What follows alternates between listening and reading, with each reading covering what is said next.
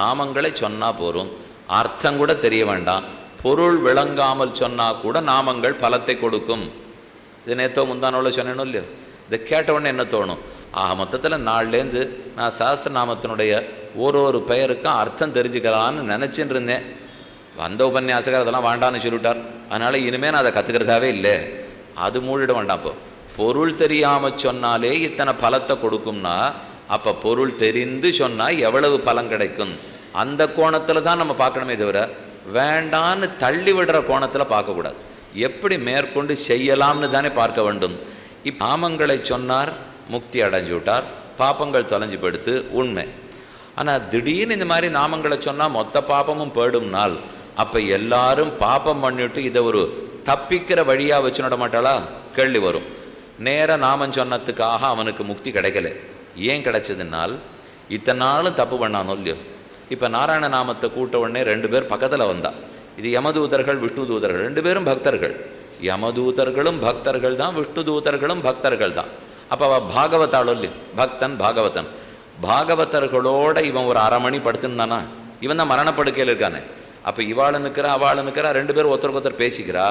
சத் சங்கம் கிடச்சிது. முதல் தரமாக வாழ்க்கையில் அவனுக்கு சத் சங்கம் ஏற்பட்டிருக்கு. இப்போ இவர்களும் சத்துக்கள், இவர்களும் சத்துக்கள், 2 பேருடைய சங்கத்தில் கூட்டத்தில் தான் இவன் படுத்துட்டு இருக்கான். சத் சங்கம் பாகவதர்களோட சேர்க்க கிடைத்தாலே நம்ம மனசு நன்னா மாறுறதுக்கு ஆரம்பிச்சுடும். இதுதான் அவனிடத்துல முதல்ல நடந்தது. சத் சங்கம் கிடைச்சிது, மனசு பண்பட ஆரம்பிச்சுது, தப்பு புரிய ஆரம்பிச்சுது. அதுக்கப்புறம் அவன் நினைக்கிறான், ஓ இந்த தப்பை இத்தனை வருஷம் பண்ணியிருக்க வேண்டாம் போல் இருக்கே, இவ்வளவு தப்பு பண்ணிட்டு நாராயணான்னு சொன்னதுக்கு எனக்கு பரிஞ்சுண்டு விஷ்ணு தூதர்கள் இவ்வளவு தூரம் பேசுகிறாளே, நான் தான் அவளுக்கு கஷ்டம் கொடுத்துட்டேன் போல் இருக்கு. இது இல்லாமல் இருந்திருந்தால் நேரையே பெருமாள் அழைச்சின்னு போயிருப்பார். தேவையில்லாத எனக்காக யமதூத்தாள்கிட்ட சண்டை போட வச்சுட்டேனே பெருமாளே அப்படின்னு இவன் நினைக்கிறான். அப்போ அது அனுதாபமாகிறது. அனுதாபம்னா பச்சாத்தாபம். அனுதாபம் பண்ண தப்பு தவறுன்னு உணர்ற மொழியும், உணர்ந்து மனசு பொறுமரமே, அதைத்தான் அனுதாபம்னு சொல்லுவோம். முதல்ல தாபம், பண்ண தப்புக்கு மறுபடியும் தாபப்படுற மொழியோ. அப்போ இவனுக்கு 2வது அனுதாபம் வந்தது. முதல்ல வந்தது சத்சங்கம், அந்த நன்மையினால் ஏற்பட்டது அனுதாபம். இந்த 2ம் பண்ண தப்புக்கு வருந்துவிட்டோம்னா கண்டிப்பாக அது தொலைஞ்சு போயிடும் இல்லையோ. அதனால் இது வெறும நாமத்தை சொன்னார் முக்தி அடைஞ்சு விட்டார் இல்லை.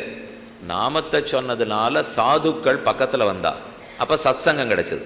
சத்சங்கம் கிடைச்சதுனால மனசுக்கு உண்மை புரிஞ்சுது. அதனால் பண்ணது தப்புன்னு தெரிஞ்சுட்டான்.